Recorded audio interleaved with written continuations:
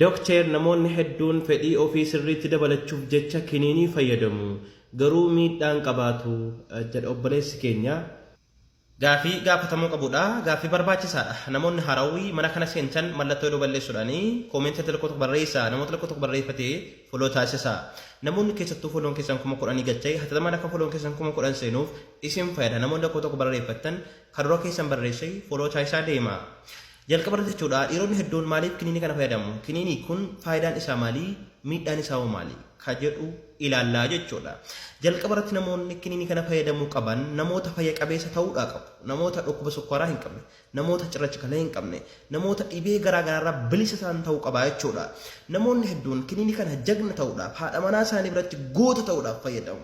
Haa ta'uutii garuu dooktora mariisisuudhaan Dooktora mariisistanii dhukkuboota armaan olitti tarreesseerraa bilisa yoo taatan qofa fudhachuu dandeessu jechuudha. Kanaan alatti kiniiniin kun miidhaa isinirraan ga'aa jechuudha. Akkasumallee yeroo fudhattan sa'aatii 4 ol kan qaamni keessan ka'e kan turu ta'e mana yaalaa deemuudhaan yaala argachuu dandeessu. Sanaa ol turuun dhiibbaa waan qabuuf jechuudha. Osoo kiniinii tokko deemtanii hin fayyadamin jagna ta'uudhaaf haadha manaa keessan quubsuudhaaf Video Dr. Dezid asirratti post godhu daawwachuun qofti isiniif gaadha. Poozishiinota garaa garaa kan inni barsiise irraa fayyadamuudhaan jagna ta'uu dandeessu. Thank you. Dookter namoonni hedduun fedhii ofii sirriitti dabalachuuf jecha kiniinii fayyadamu. Garuu miidhaan qabaatu jedha obboleessi keenya.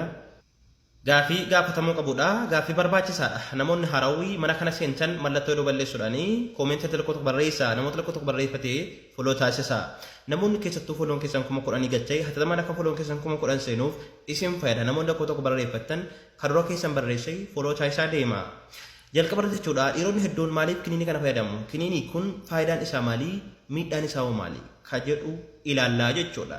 Jalqaba irratti namoonni kiniinii kana fayyadamuu qaban namoota fayya qabeessa ta'uudhaa qabu. Namoota dhukkuba sukkaaraa hin qabne, namoota cirracha kalee hin qabne, namoota dhibee garaa garaarraa bilisa ta'an ta'uu qaba jechuudha. Namoonni hedduun kiniinii kana jagna ta'uudhaaf haadha manaa isaanii biratti goota ta'uudhaaf fayyadamu.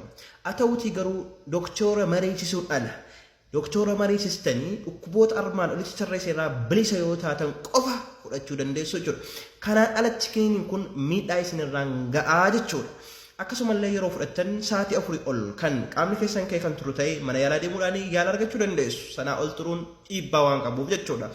Osoo kiniinii tokko deemtanii hin fayyadamin jagna ta'uudhaaf haadha manaa keessan quubsuudhaaf Video Dr. Dezid asirratti post godhu daawwachuun qofti isiniif gaadha. Poozishiinota garaa garaa kan inni barsiise irraa fayyadamuudhaan jagna ta'uu dandeessu. Thank you.